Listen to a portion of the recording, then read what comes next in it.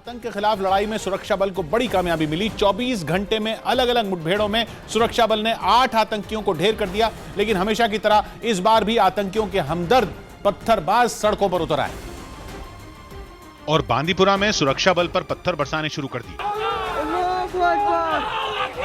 आतंकियों के खात्मे से गुस्साए पत्थरबाजों ने बांदीपुरा के रिहायशी इलाके का एक हिस्सा घेर लिया। भीड़ एक साथ सुरक्षा बल पर पत्थर बरसाने लगी। पत्थरबाजों के गैंग पर काबू पाने के लिए आंसू गैस के गोले छोड़े गए,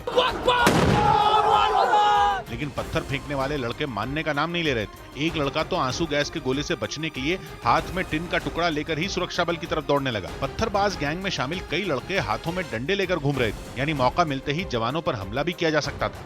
दावा किया जा रहा है कि भीड़ को काबू में करने के लिए हवाई फायरिंग भी की गई। घंटों तक चली कार्रवाई के बाद पत्थरबाजों को खदेड़ा जा सका। पत्थरबाजों का ऐसा ही हंगामा शोपियां में भी देखने को मिला, जहां पत्थर लगने से एक जवान बुरी तरह घायल हो गया। हालांकि जवानों ने सब्र से काम लिया और किसी भी लड़के को चोट तक नहीं आई।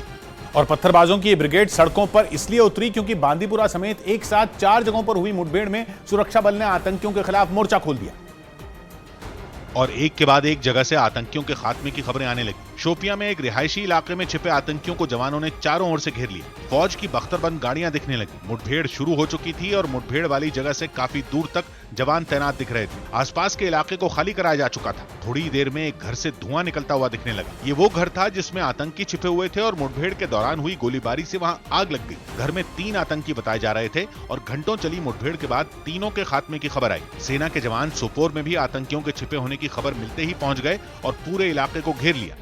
लेकिन बांदीपुरा में हुई मुठभेड़ में बौखलाए आतंकियों ने बेकसूर लोगों को निशाना बनाना शुरू कर दिया। बांदीपुरा के एक घर में 2 आतंकी छिपे हुए थे, जिनकी मौजूदगी की खबर मिलते ही पुलिस और सेना के जवान बांदीपुरा पहुंच गए। इलाके को खाली कराया गया और तलाशी अभियान शुरू किया गया। तभी पता चला कि एक घर में आतंकियों ने कुछ लोगों को बंधक बना लिया। सुरक्षा बल की गोली से बचने के लिए आतंकियों ने एक बच्चे और उसके पिता को ढाल बना लिया था। मुठभेड़ वाली जगह के बाहर से लड़के की दादी ने भी आतंकियों से बंधकों को छोड़ने की अपील की। बुजुर्ग महिला ने माइक पकड़कर दहशतगर्दों को इंसानियत की दुहाई दी और बेकसूरों को छोड़ने को कहा, लेकिन आतंकियों ने बच्चे को नहीं छोड़ा।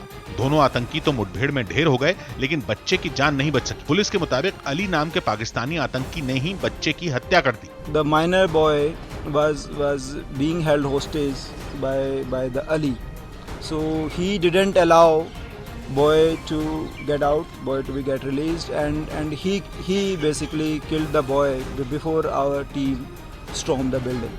मुठभेड़ में मारे गए दोनों आतंकियों की पहचान पाकिस्तानी नागरिकों के तौर पर हुई। दोनों ही आतंकियों का ताल्लुक लश्कर तैयबा से था। अली नाम का आतंकी पिछले 1 साल से जम्मू कश्मीर में था, जिस पर कुछ जवानों का गला काटने का भी आरोप था। दूसरा आतंकी हुबैब था, जो पिछले 5 साल से उत्तरी कश्मीर में सक्रिय था। मुठभेड़ खत्म होने के बाद सुरक्षा बल ने भारी मात्रा में गोला बारूद और हथियार बरामद किए। राइफल के अलावा इतनी गोलियां बरामद हुई कि दोनों आतंकी कई दिन तक लड़ाई जारी रख सकते थे। अलग अलग मुठभेड़ों की वजह से जम्मू कश्मीर में कई जगहों पर तनाव के हालात बने रहे। मारे गए ज्यादातर आतंकी पाकिस्तानी थे। महज 24 घंटे के अंदर अलग अलग 4 जगहों पर हुई मुठभेड़ में कुल 8 आतंकियों को ढेर किया गया।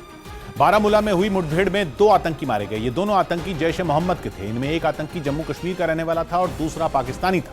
जबकि शोपियां में भी लंबी मुठभेड़ के बाद 2 आतंकियों को ढेर किया गया। लश्कर के 2 पाकिस्तानी आतंकी बांदीपुरा में ढेर किए गए और सोपोर में भी 1.5 दिन तक चली मुठभेड़ के बाद 2 आतंकी ढेर हो गए, जिन्हें मिलाकर कुल आंकड़ा 8 पर पहुंच गया।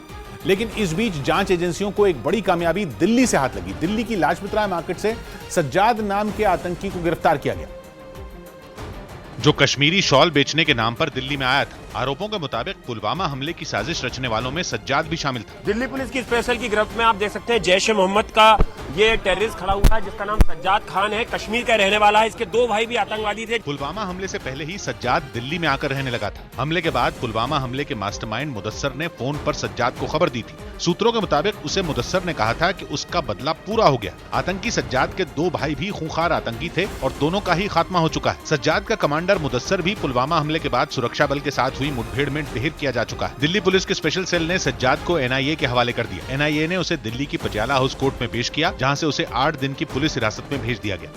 सबसे ज्यादा हैरान करने वाली बात यह है कि दिल्ली में सज्जाद का मकसद स्लीपर सेल बनाना था। यह स्लीपर सेल दिल्ली में ही कोई हमला करने वाला था या फिर किसी और शहर में, यह साफ नहीं है। लेकिन सूत्रों के मुताबिक अब तक की पूछताछ में सज्जाद ने पुलिस को बताया है कि स्लीपर सेल बनाने के अलावा उसकी जिम्मेदारी आत्मघाती हमलावर तैयार करने की थी। सज्जाद ने अब तक 7 आत्मघाती हमलावर तैयार किए थे। ये 7 हमलावर जम्मू कश्मीर के ही रहने वाले थे।